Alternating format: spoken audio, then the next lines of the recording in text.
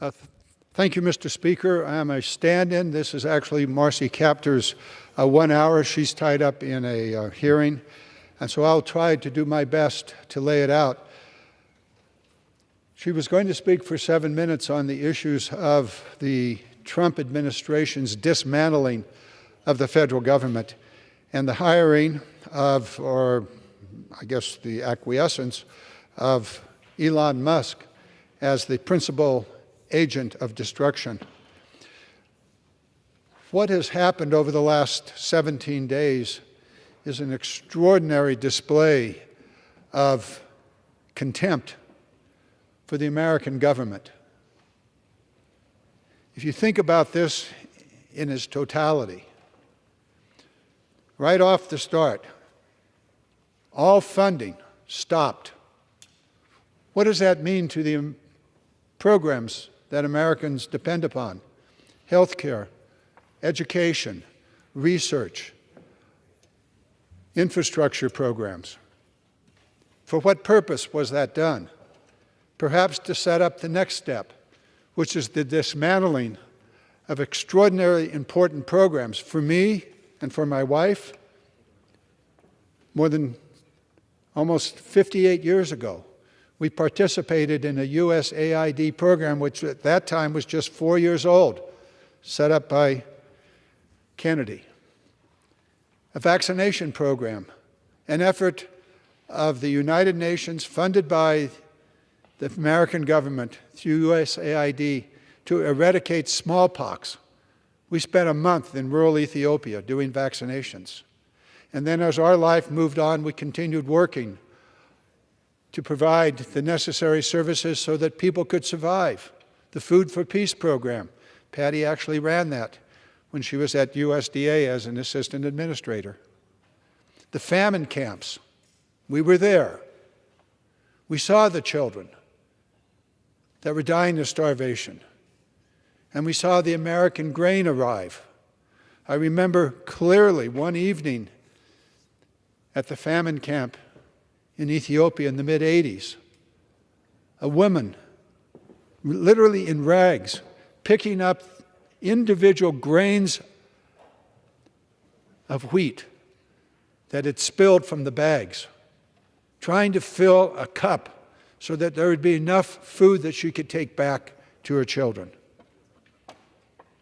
They died that night of starvation. The richest man in the world invested over $250 million in a presidential campaign. And he was given the keys to the American government and the opportunity to destroy things that he didn't like. USAID, not only providing the necessary food to allow people to continue to live, but also to thrive. Programs, agricultural programs, economic development programs around the world. People that didn't have the opportunity were given it, the opportunity by the generosity of the American people. And so when you have the greatest wealth of any individual, you seem to think you have the right to destroy lives. Before you do that, Mr. Chairman, before our president gives someone the power to do that, I would ask them, get on your private jet, get on Air Force One, go to one of the famine camps in southern Sudan, and hold a starving child in your arms. Look at the extended belly, the vacant stare, not even able to hold up the head. And know that the American people have developed an emergency supplemental food program that can revive that child.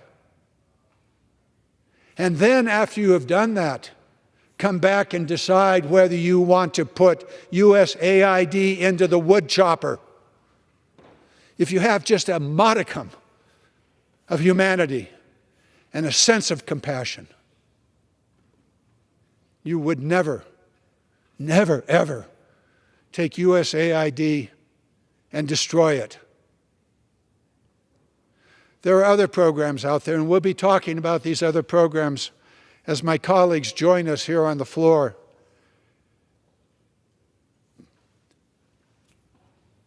Education, Labor Department, giving the richest man in the world the keys to the U.S. Treasury? What is going on here? What information has been gathered? Where did that information go? What will it be used for? Who owns that information now, the U.S. government or Elon Musk? Serious questions. My colleagues and I will raise these questions. I now turn to Mr. Kasten. Thank you, Congressman Garamendi. So last week, my colleague Haley Stevens and I introduced the Taxpayer Data Protection Act. We can get to that in a minute. I woke up this morning to find that apparently this bill has gotten Mr. Musk's attention. So I would like to read to you the tweet from that great statesman and special government employee, Elon Musk. Any given law will do the opposite of its name. The one this guy wants to pass is called the Taxpayer Protection, which means its real goal is giving taxpayers the shaft. What he really cares about is hiding the biggest scam in human history. Those are his words. That great statesman, Elon Musk. I would point out to you that we attack what we fear. And as Teddy Roosevelt said, it's the man in the ring who matters. So I'd like to give Mr. Musk a little view from inside this ring. A couple weeks ago, Elon Musk and his goons hacked into the Treasury payment system. That is the system that controls $5 trillion a year of payments. They came in with unsecured software, unsecured hardware, unvetted individuals. They claimed they only had read-only access. It now turns out that they actually had write access as well. We don't know what information they extracted from that system, but it may make them targets of our foreign adversaries. They stole data, could have stolen data, that affects the privacy of every single American taxpayer. They also potentially access data on the payment systems and identities of intelligence assets that we have overseas embedded in hostile foreign governments who are risking their lives to keep America safe. What this bill does is exactly what it says it does, notwithstanding this childish tweet. It is the Taxpayer Data Protection Act. I would point out that the only reason Mr. Musk got into the system is because when he asked Treasury Secretary Bessent to let him into the system, the civil servant and patriot David Lebrick, who was running the system, said, no, you cannot do this, at which point Mr. Bessent fired Mr. Lebrick, and the theft of data occurred.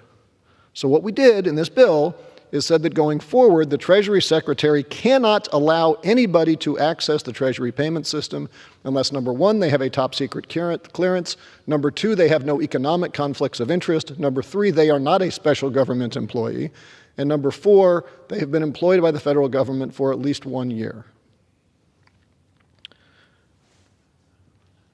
That is a problem if you are a Nazi-saluting, economically conflicted special government employee who is so desperately in need of validation that you bought a social media company and tweaked its algorithm to amplify your own tweets and fill your own sense of self-worth, who is currently cosplaying as a public servant. It's not a problem for taxpayers. It's not a problem for data integrity.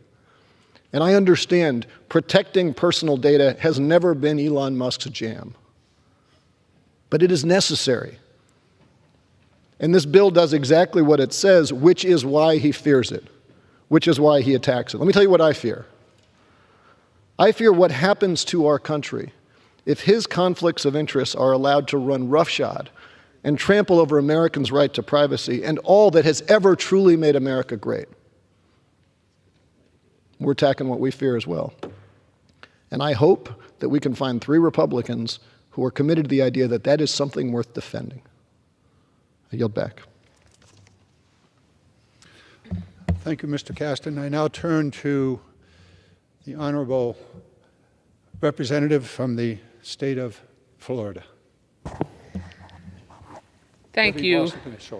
I thank the gentleman for yielding, and thank you to my fellow appropriator and friend Marcy Kaptur for initiating and hosting this special order hour, and to my friend Mr. Garamendi from California for standing in for her. Because it is incredibly disturbing that we must come together to condemn what should be inherently obvious. Elon Musk was elected by no one, confirmed by no one, and is accountable to no one. Yet President Trump allows this conflict-riddled billionaire to rifle through Americans' highly sensitive records and attack the public servants who look out for all of us. I've never witnessed such utter contempt for the Constitution and the rule of law. It is clear who is running this White House. It is Elon Musk, whose nonstop lies would leave human rights groups in Cuba and Venezuela out to dry, and victims of famine and natural disasters left to starve or die. Donald Trump is allowing Musk to illegally slash our efforts to counter dictators and protect democracy. The man with billions on the line in China. Trump and Musk are gutting agencies that are investigating Musk's companies. You think that's coincidence? And all while Donald Trump ignores what he committed to prioritizing throughout the campaign, making everyday life more affordable for everyone. Mr. Speaker, this chaos crew in the White House is rocking the faith of Americans. It's alienating allies and destabilizing our businesses. It's trashing our ability to honor our commitments and fulfill the basic functions of government. My constituents are angry and afraid, and they should be. It's understandable. Musk and his minions will gut any program that doesn't line their own pockets. These cruel, reckless cuts built on lies and illegal funding freezes will devastate the children, veterans, and seniors that we Democrats fight for every day. And worse, all this chaotic Republican ripoff will do is raise grocery prices and healthcare costs for our families. While Musk steals your child's Social Security number, Trump is busy enacting policies that will raise prices on everything from prescription drugs to affordable housing. And as Musk digs through your mom and dad's tax returns, he and Trump are gutting consumer protections that keep scammers from ripping you off. And all this is designed for one thing: to pay for more millionaire and billionaire tax breaks and open the door to gut Medicaid, Medicare, and Social Security. In fact, the Budget Committee is meeting right now as we speak to do just that. They all get wealthier, and the lives of working families becomes even more unaffordable. Mr. Speaker, we are not going to roll over and let this madness continue. Every dollar illegally stolen from our federal agencies must be restored. We must continue to hold Trump and his billionaire friends accountable. We are going to continue to protect victims of scams and natural disasters, regardless of what Trump or his billionaire puppeteer proposes. The Musk-Trump unchecked raid of taxpayer dollars must end. We must commit together to reduce people's everyday kitchen table costs. And Democrats will stand up every single day to fight to put lowering people's costs at the top of the agenda. Thank you, and I yield back my time to the gentleman from California. I thank the gentlelady from Florida, and I'll now turn to the representative from the state of Ohio, Mr. Landsman. Thank you very much. And Mr. Speaker, I rise today to also talk about Elon Musk and to ask the Speaker and my colleagues to follow the money. Elon owns 6 companies, 2 of which are Tesla and SpaceX.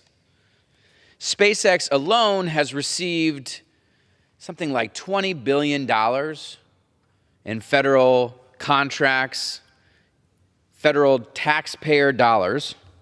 Tesla, when it was struggling to get off the ground, got a $500 million loan from the Department of Energy.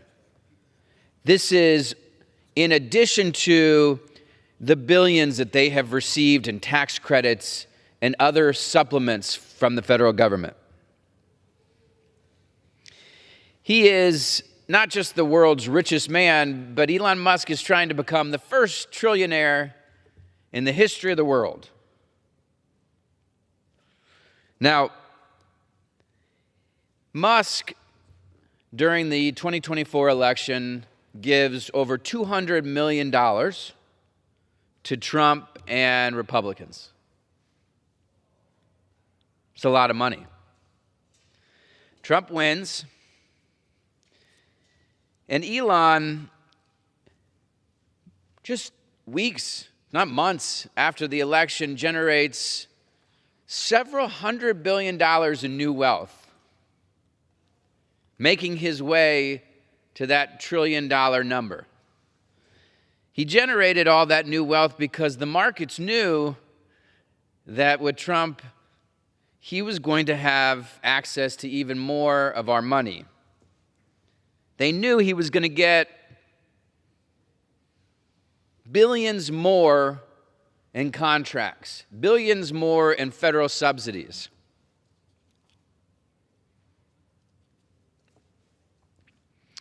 And he is well on his way.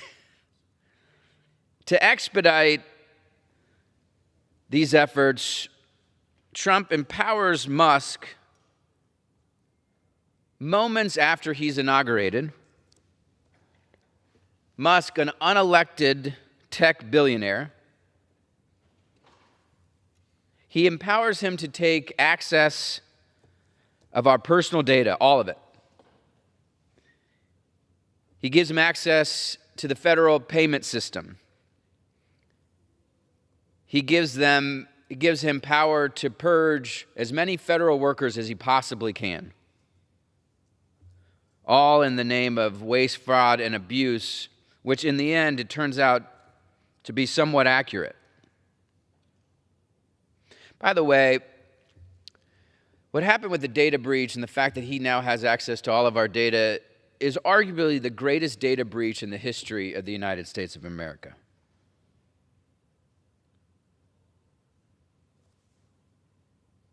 He has defunded federal programs, purged public servants, and stripped resources away from government oversight, all while getting richer and richer at the expense of the rest of us.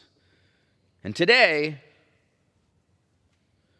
the State Department said they plan to spend $400 million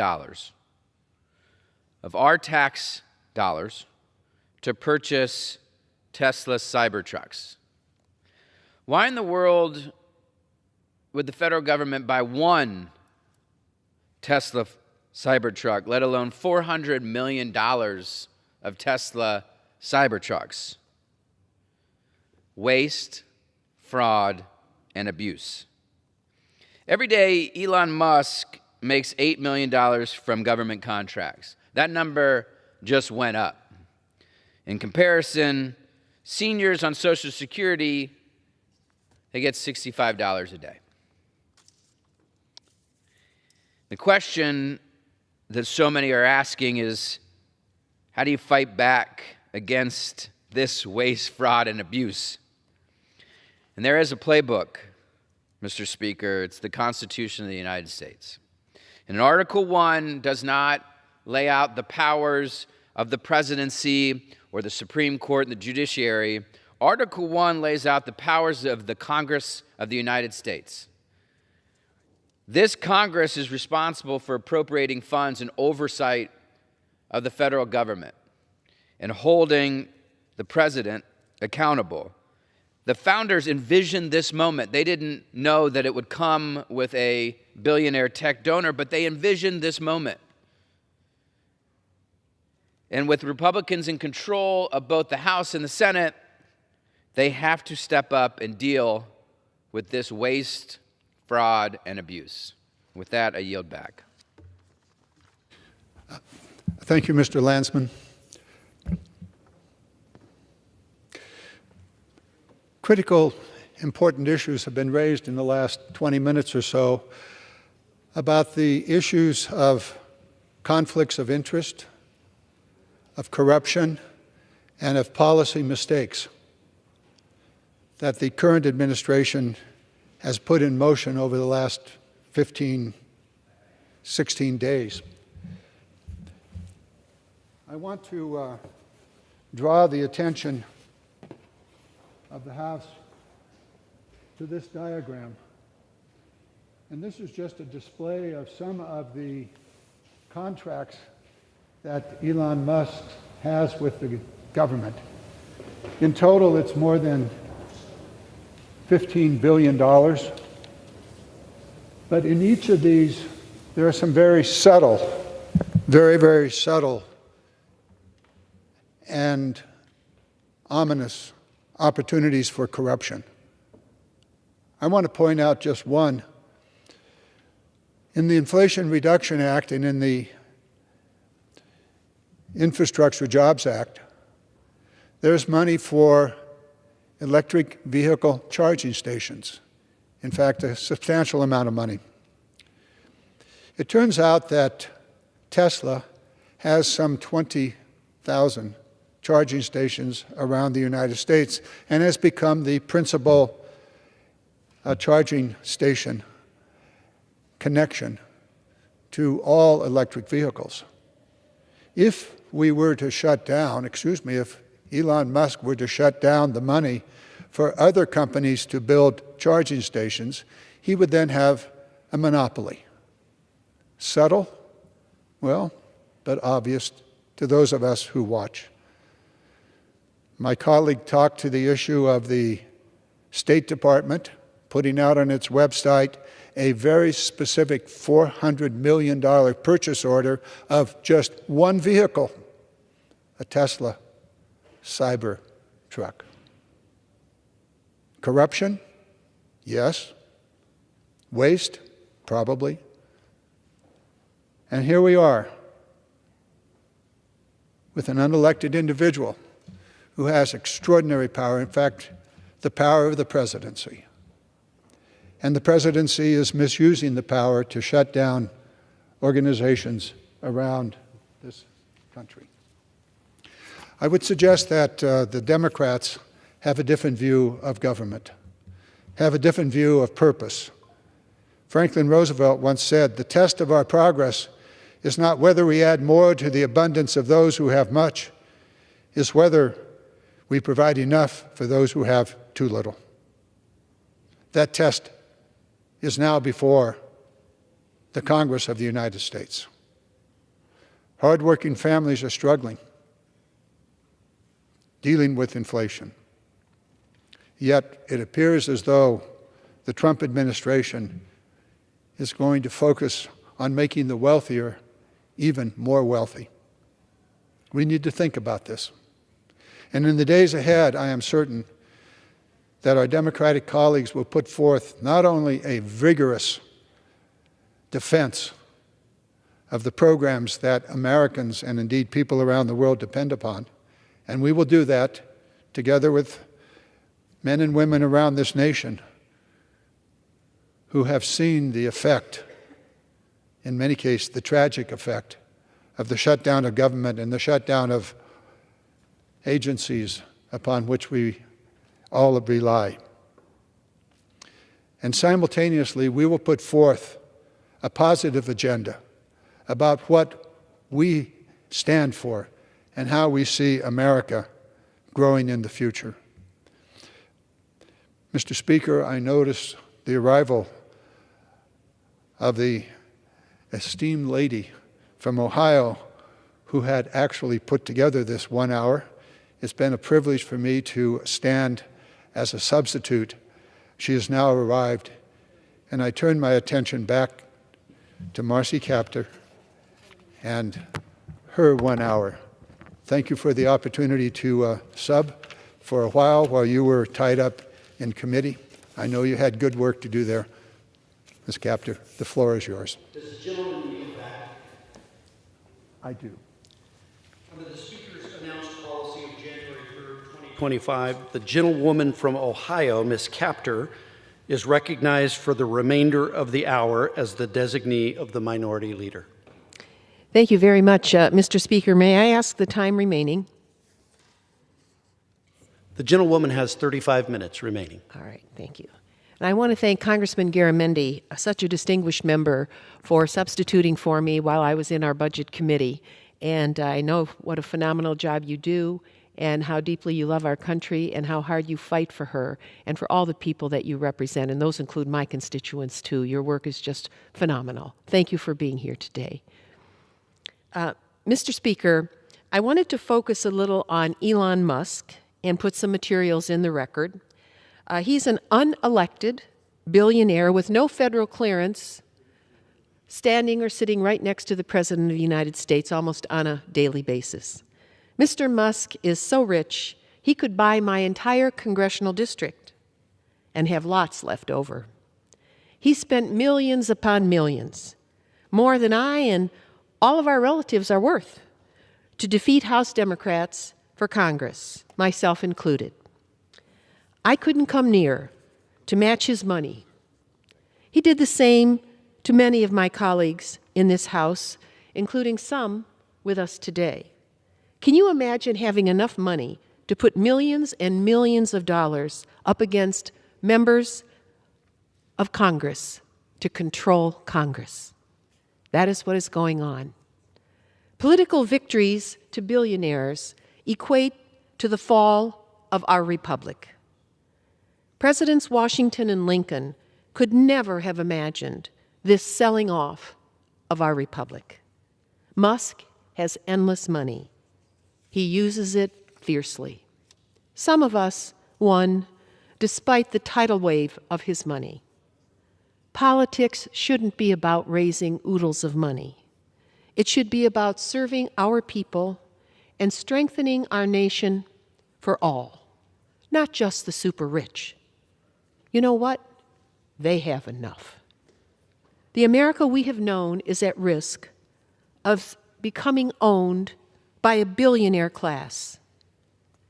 If and when that happens, our precious freedoms will vanish.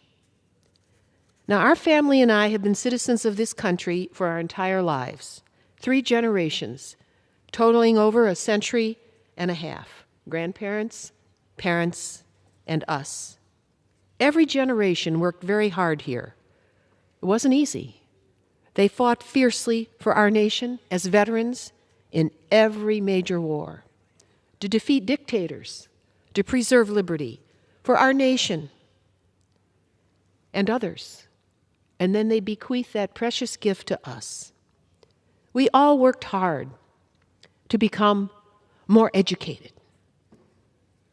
Our family, community, and nation are my treasures.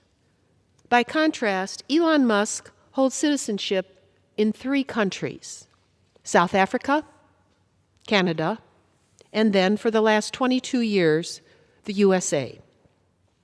I keep asking myself, to which one is he most loyal? He was born and raised in apartheid South Africa in a very well-to-do circumstance. With the fall of that apartheid regime not so many years ago, after a great human rights struggle inside South Africa, his father knew that economic circumstance would change in South Africa. So he took Elon, then a teenager, to visit over a dozen countries, including Canada, where Elon's mother still resides. Elon took a second citizenship in Canada. He obtained a visa then to attend college in the United States as a foreign student, graduating in economics and physics. He then moved to Silicon Valley for graduate school, but dropped out after 2 days. There's still remaining some questions as to whether he illegally overstayed in our country on a student visa. Records show he's only been a citizen of our country for 22 years, having become a citizen in the year of 2002. Bottom line, why has President Donald Trump just given a naturalized citizen with 2 other citizenships and with no federal clearance and only 22 years of residency in our nation the keys to the U.S. Treasury Department's electronic payment systems? That data records every citizen's private financial information and every business's private information across our country. Musk got the position completely without the normal ethic investigations required of every political appointee to any president. When I served President Carter, the FBI, our records were checked, people all the way back to grade school. That was not done for this man. The American people need to know more about exactly how now an unelected billionaire built his fortune off federal government contracts. In our Budget Committee, a number was just stated that he holds up to $18 billion of contracts with the government of the United States. That began with a huge $465 million loan from the U.S. Department of Energy to launch Tesla in California.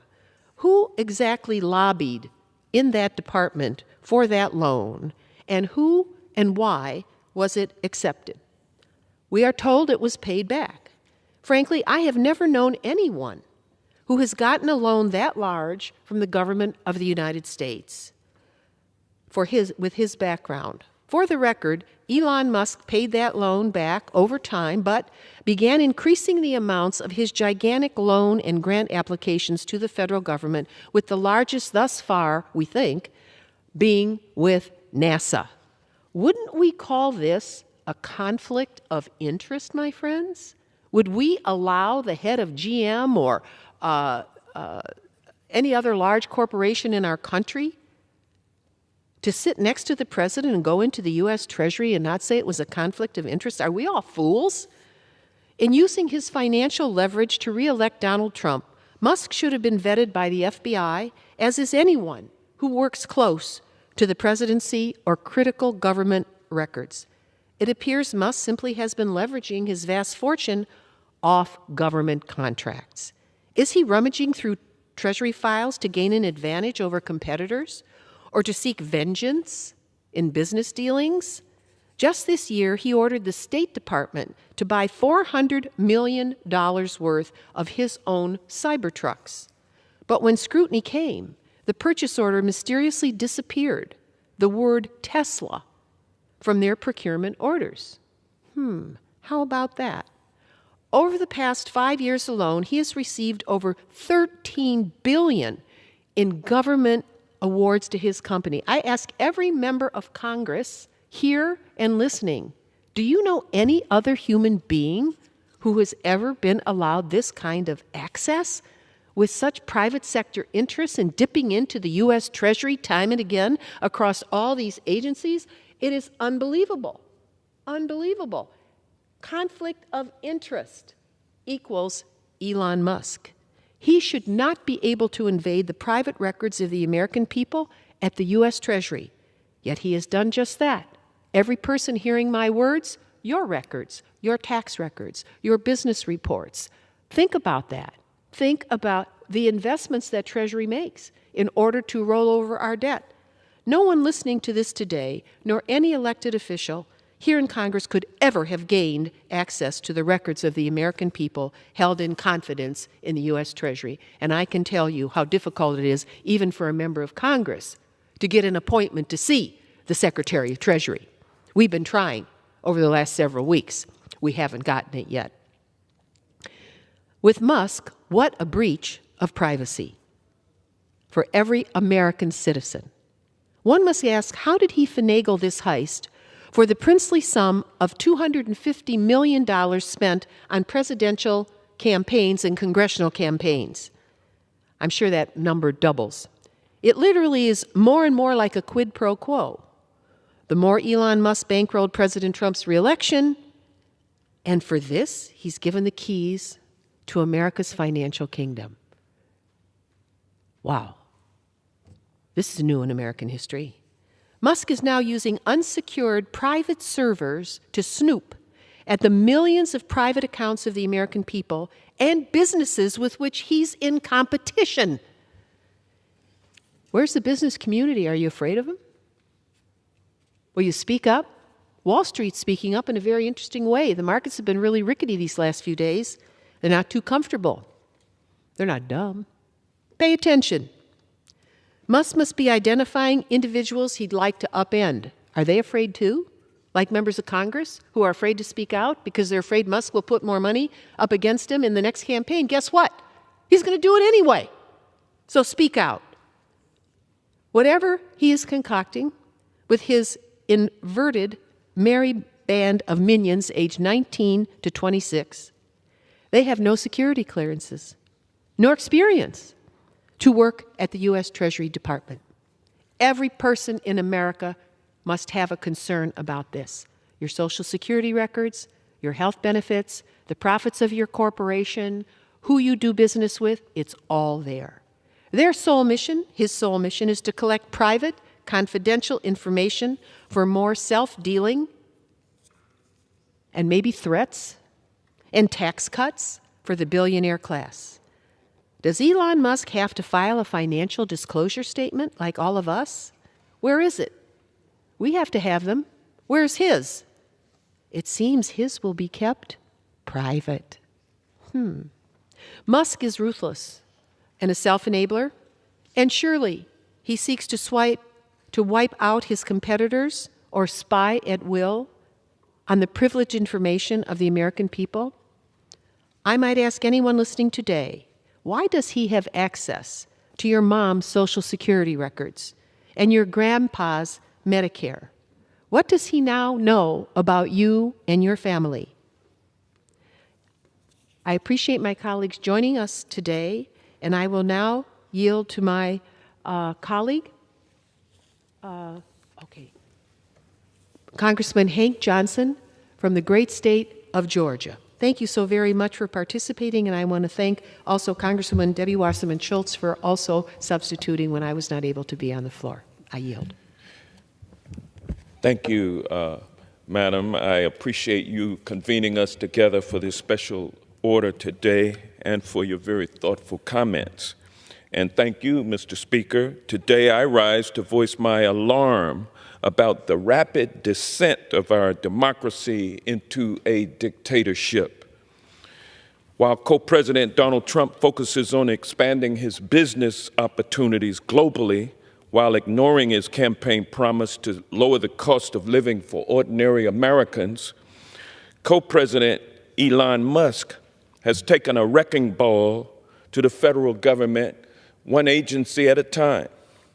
Congress established the agencies that Musk is trying to delete, and it is only Congress under our Constitution, not an unelected co-president, that has the constitutional authority to abolish a federal agency.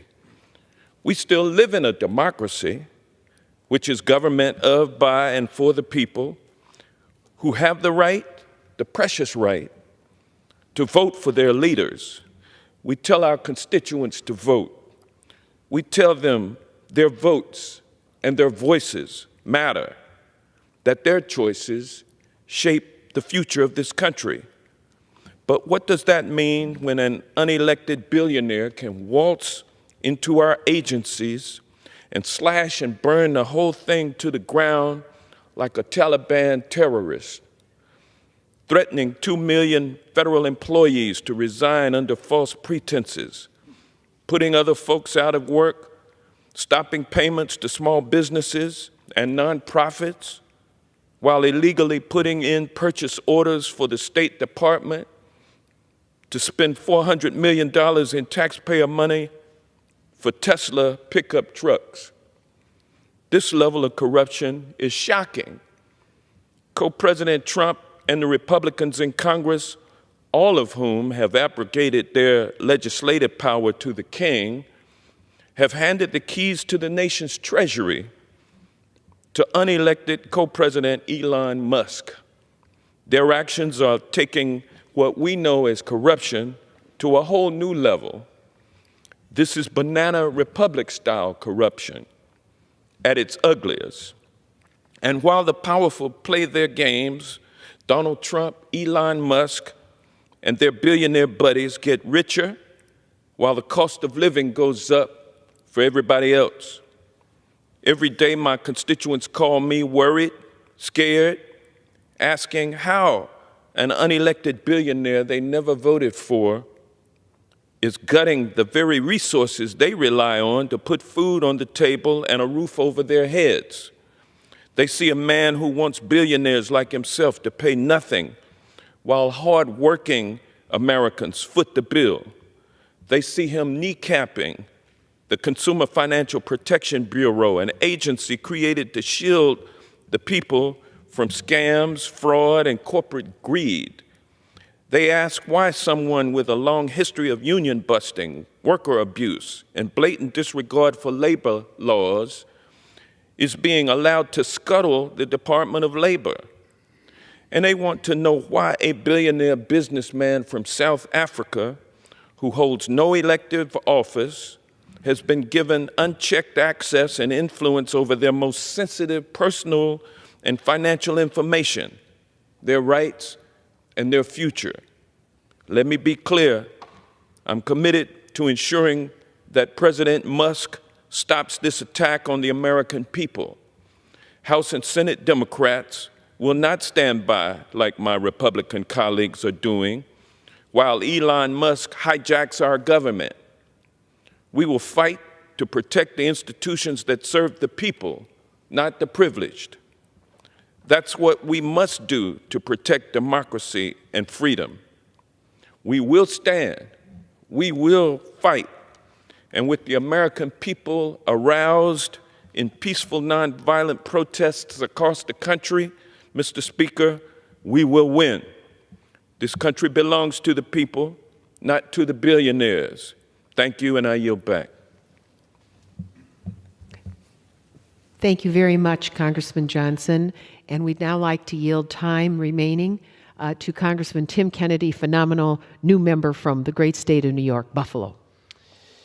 Thank you. Let me begin by thanking Congresswoman Marcy Kaptur for her leadership on this important issue. Mr. Speaker, the U.S. government exists to protect the rights and well-being of all Americans.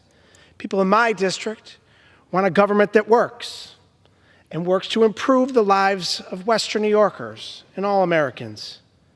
People in my district and others across the country do not want an unelected billionaire dismantling our government for parts and raking in profits in the process.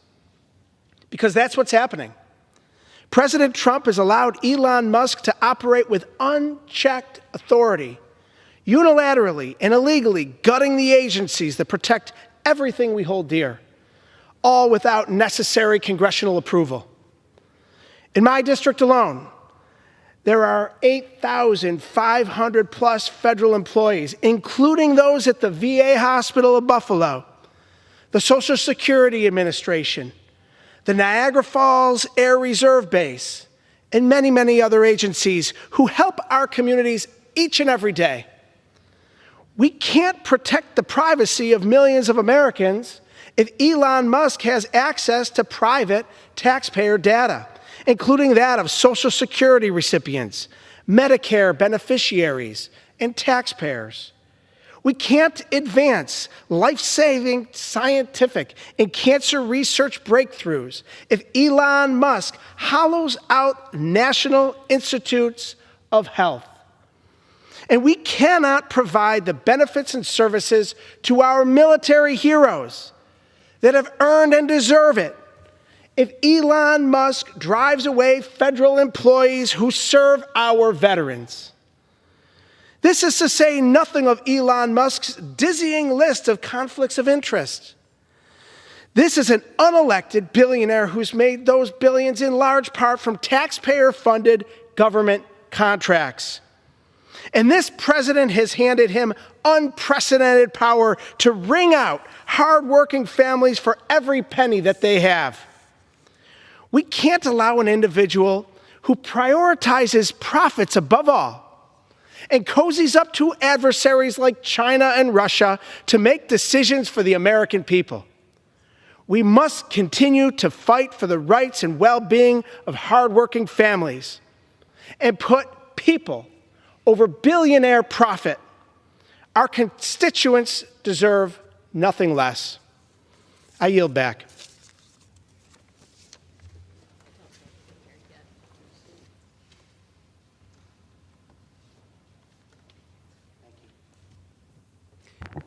I don't believe that we have any additional speakers.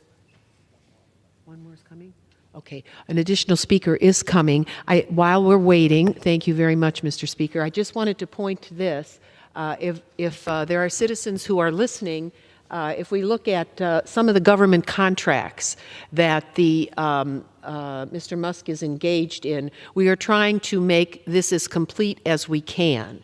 And so, for example, NASA is one of the largest contracts that he personally has. Look at this number, $11.8 billion with NASA.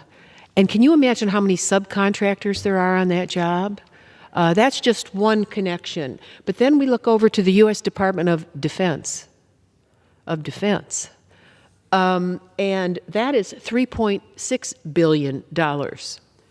These are enormous contracts. Companies in my district don't have that kind, and I have companies that do contract with the government. They don't have contracts that size. We look at the Department of Commerce, $1.9 million. Mr. Musk has a contract there.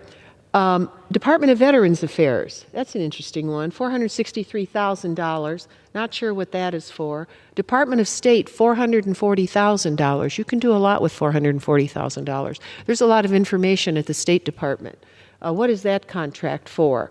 And then we have a whole series at the other agencies. We know it's well over $1 million. We can't even track how much it is. This is an enormous amount of money. I don't know, even General Dynamics and some of our large corporations, I don't think have this kind of reach. We have no final speaker? Okay, all right. I just want to thank the speaker and all those who are listening for their indulgence. This is a time for the American people to be intrepid and on the watch and providing information to your members of Congress about information you may have about what Mr. Musk and all of his alliances are doing across this country to benefit the Republic. Thank you so very much, and I yield back.